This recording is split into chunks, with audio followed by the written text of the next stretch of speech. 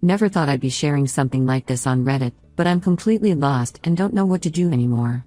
This whole situation has turned my life upside down, and I need some outside perspective to make sense of it all. I grew up in a small town in Minnesota with what I thought was a pretty normal family. My parents had me when they were really young. Mom was 19 and Dad was 21. My sister Taylor came along 3 years later when they were a bit more settled. We lived in a modest 3-bedroom house that Dad had inherited from his parents. We weren't rich by any means, but we had everything we needed. Dad worked in construction, specializing in commercial buildings, and Mom was an elementary school teacher at the local public school. Our childhood was pretty typical. Mom and Dad worked hard to give us a good life. We went on camping trips in the summer, had family game nights on Fridays, and spent holidays with our extended family. Dad taught us how to fish, and Mom helped us with our homework. Taylor and I shared a room until I was 12, when Dad converted the basement into a bedroom for me. Looking back, those early years were really happy. One person who was always present in our lives was our Aunt Molly, Mom's sister, or at least that's who we thought she was. Molly lived about an hour away in the city, where she worked as a software developer. She never married or had kids of her own, but she was the cool aunt who always remembered our birthdays, bought us the best Christmas presents, and took us on special trips.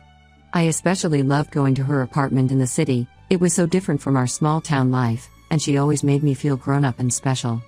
Everything changed when I was 16. Dad was working on a 6-story office building when he fell from the scaffolding. The fall shattered 3 vertebrae in his back and crushed his right leg. He spent 2 months in the hospital and another 4 months in rehabilitation. Even after all that, he was never able to return to construction work. The medical bills were astronomical. Even with insurance, we owed over $200,000. Mom had to start working 2 jobs, teaching during the day and waiting tables at night. I got a job at the local grocery store, working evenings and weekends to help out. Taylor was 13 at the time, too young to work legally, but she stepped up in other ways. She took over most of the household chores and helped take care of Dad while Mom and I were working. She gave up her after-school activities to be home when Dad needed help, and she learned to cook simple meals so Mom wouldn't have to worry about dinner when she came home late. That's when Aunt Molly really stepped in. She started paying Dad's medical bills directly, saying she had savings she wasn't using and wanted to help. She also insisted on continuing to pay for my piano lessons and swim team fees, saying I shouldn't have to give up everything because of the accident. When I got accepted to college 2 years later, Molly paid my tuition in full. I tried to refuse. It felt like too much, but she insisted, saying education was the best investment she could make. She told me not to worry about paying her back, that helping family was what gave her life meaning. Fast forward to 3 years ago. I met Mark at a friend's wedding, where he was the best man and I was a bridesmaid. It was like something out of a movie. We talked all night at the reception, and he asked for my number before leaving. We had our first date the following weekend, and things just clicked. He's a civil engineer, smart and kind, with a great sense of humor. He got along well with my family, especially my dad, who appreciated having another man around to talk to. Mark proposed last Christmas, during our family celebration. He had asked both my parents for their blessing, and even included Taylor in planning the proposal. It was perfect. He got down on one knee right after we finished opening presents, with everyone there to share the moment. Molly was there too, crying happy tears and hugging me tight after I said yes. We set the wedding date for next spring, and everything was going smoothly with the planning. Mom and Molly were helping me look at venues and dresses, and Mark and I were excited about starting our life together. But last month, everything fell apart. Taylor had been acting weird for weeks, being short with Mark and making snippy comments during wedding planning meetings. I tried talking to her about it, thinking maybe she was just stressed about being maid of honor, but she would just brush me off. Then, one evening when Mark came over to our parents' house for dinner, Taylor pulled him aside. I didn't think much of it at first, until I saw Mark's face change. He looked shocked, then confused, then angry. He left abruptly, barely saying goodbye, and wouldn't answer my calls that night. The next day, Mark finally told me what Taylor had said. Molly wasn't our aunt at all. She was Mom's college girlfriend. They had been together for 4 years before Mom met Dad. When they broke up, Molly couldn't bear to leave Mom's life completely, so they came up with the story that she was Mom's sister. All those years of help and support weren't just family being family, they were from someone who still had feelings for my mom. I couldn't believe it at first. But when I confronted my parents, the truth came pouring out. Mom admitted that she and Molly had been serious in college. They had even talked about getting married someday. But Mom got scared about what that would mean for her life in our small, conservative town. When she met Dad at a friend's party, she saw a chance at a more conventional life. She broke things off with Molly, but Molly was so important to her that she couldn't imagine life without her in it. Dad knew everything from the beginning.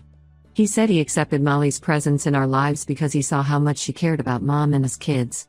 He figured having someone else love and support his family could only be a good thing. But now he's furious with Taylor for revealing this secret, saying she had no right to potentially ruin my engagement over ancient history. Taylor is completely unrepentant. She says she was sick of living with the lie, sick of watching Molly hover around our family like a ghost of Mom's past. She thinks Mark deserved to know what kind of family he was marrying into, and she's angry that no one else seemed to care about the truth. Mark is barely speaking to me. He says it's not about Mom's past relationship, he couldn't care less about that. It's about the decades of lies, the fact that our whole family history feels fake to him now.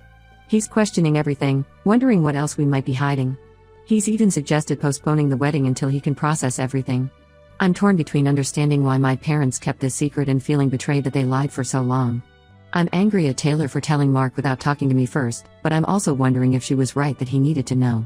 Molly hasn't spoken to anyone since this came out, she's not answering calls or texts from any of us. The whole family is falling apart, and I don't know how to fix it. Was Taylor right to tell the truth? Should I have somehow known?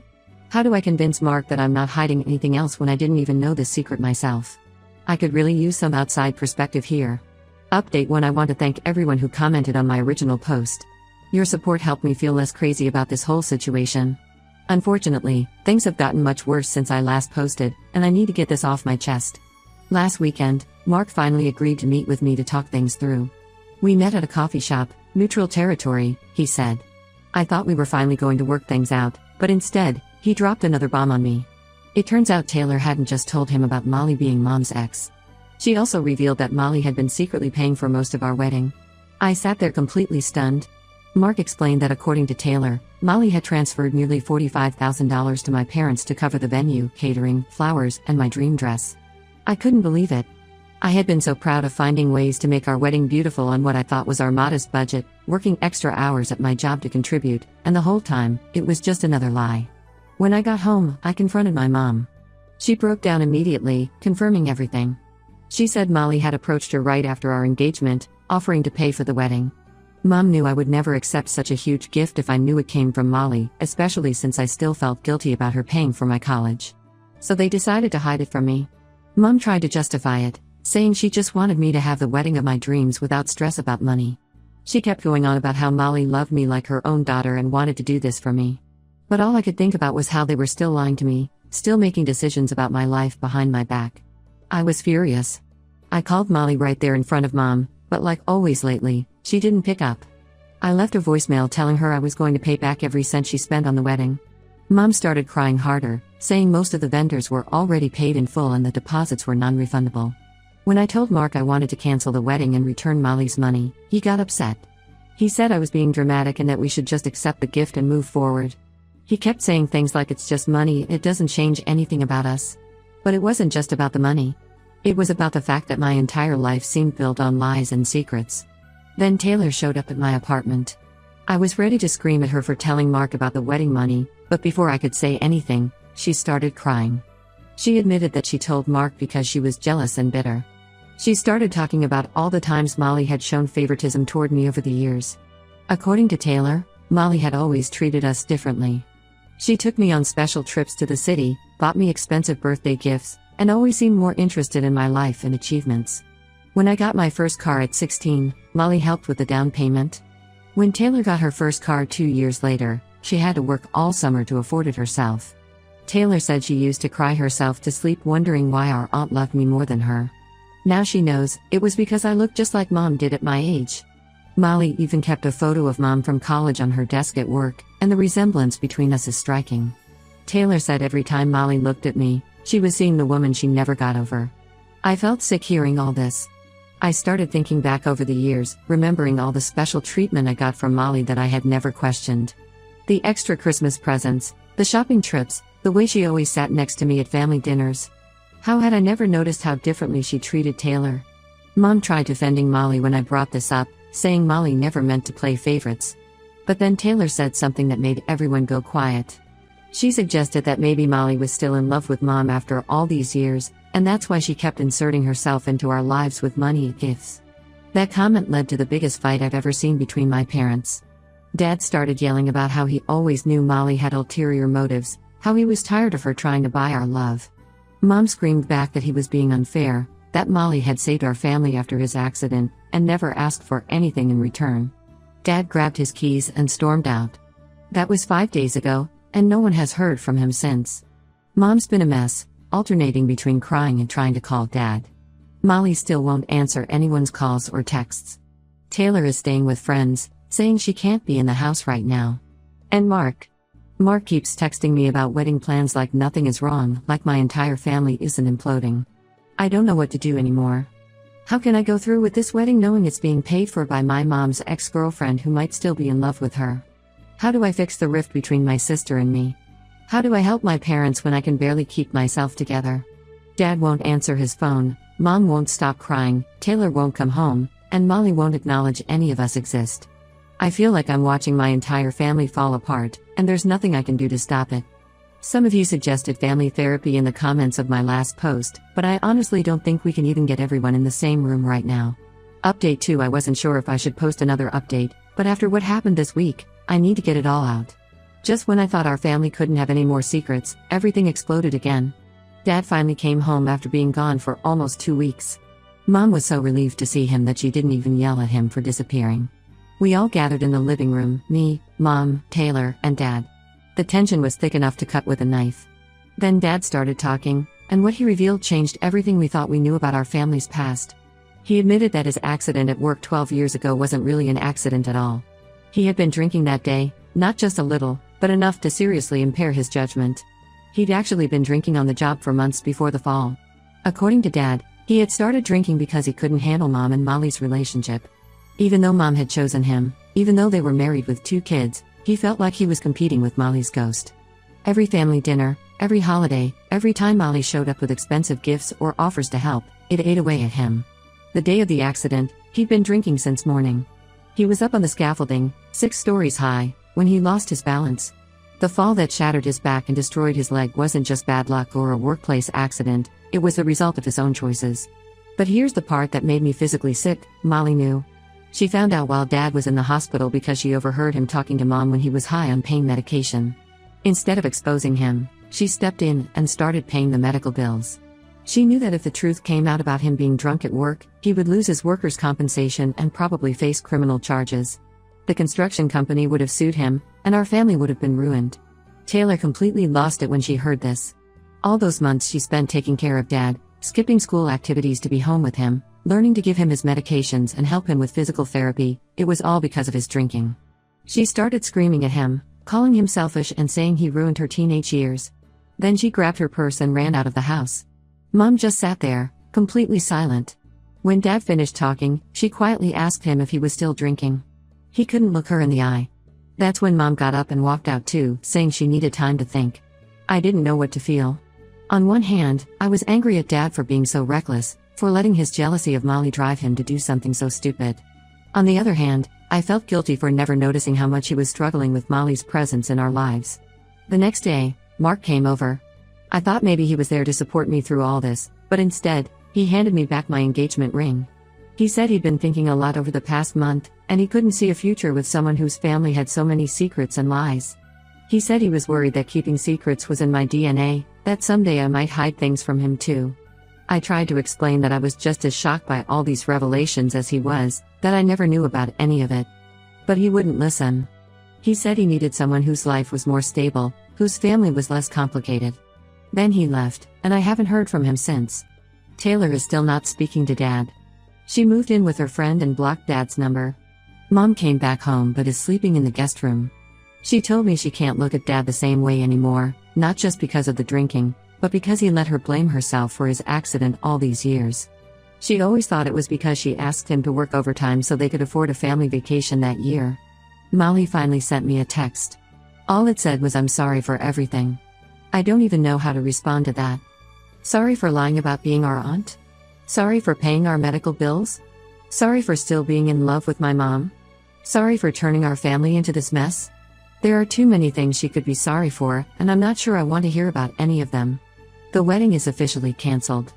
I lost the deposit on my dress, but honestly, I don't even care anymore. Every time I look at it hanging in my closet, all I can think about is how Molly paid for it, how every part of my life seems tainted by lies now. Update 3. I want to share what's probably going to be my final update on this situation. A lot has changed in the past few months, and I think I'm finally starting to see things clearly. After everything that happened, I knew I needed to get away from all the drama. When my company offered me a transfer to their Seattle office, I took it without hesitation. Some might call it running away, but I call it self-preservation. I packed up my apartment, said goodbye to the few friends who stuck by me through all this, and moved across the country. The distance has given me perspective I couldn't get when I was in the middle of everything. My new apartment is small, but it's mine, and more importantly, it's drama-free. I've been going to a local gym, joined a book club, and even started taking pottery classes. For the first time in months, I can breathe without feeling like there's a weight on my chest. Last week, Molly reached out to me. She sent a long email explaining everything from her perspective. She wrote about how she and Mom met in college, how they fell in love, and how terrified they both were of being out in the early 90s. When Mom chose Dad and a normal life, Molly said she was heartbroken but couldn't imagine not being part of Mom's life in some way. She admitted that she probably crossed boundaries over the years, especially with the money. She said she never meant to show favoritism between Taylor and me, but she could see now how her actions affected both of us. The wedding money, she explained, was her way of trying to make up for all the lies, but she realized too late that it only made things worse. I replied to her email, telling her that while I appreciate her honesty now, I need time to process everything. She respected that and said she would be there when and if I was ready to talk more. As for my family, things are still complicated. Mom and Dad are still living together, but it's more like they're roommates than husband and wife. Dad finally admitted he has a drinking problem and started going to AA meetings. Mom says she's proud of him for getting help, but she's not sure if their marriage can recover from all the lies. Taylor moved out of her friend's place and got her own apartment in the city. She's still angry at Dad, but she started talking to Mom again. She even called me last week to apologize for how she handled everything with Mark. She said she was so focused on exposing the family secrets that she didn't think about how it would affect my life. Speaking of Mark, I heard through mutual friends that he's dating someone new. It stung at first, but honestly, I'm relieved. He was right about one thing: our family is complicated. But that doesn't mean we're wrong or bad, just human. I decided to return Molly's wedding money. It took most of my savings and I had to sell my car, but I managed to pay back every cent. Mom thought I was being stubborn, but I needed to do this for myself. I couldn't start fresh if I was still tied to the past by financial obligations. Some family members think I'm being too harsh by moving away and keeping my distance. They keep saying things like, but we're family and blood is thicker than water. But I've learned that sometimes the healthiest thing you can do for yourself is to step back, even from family. I don't know what the future holds. Maybe someday we'll all sit down together and really talk about everything that happened. Maybe we'll find a way to be a family again, with all our complicated history out in the open. But for now, I'm focusing on building my own life, one that isn't defined by secrets or lies. To everyone who commented on my previous posts and shared their own stories, thank you. You helped me realize that it's okay to choose yourself sometimes, even if other people don't understand.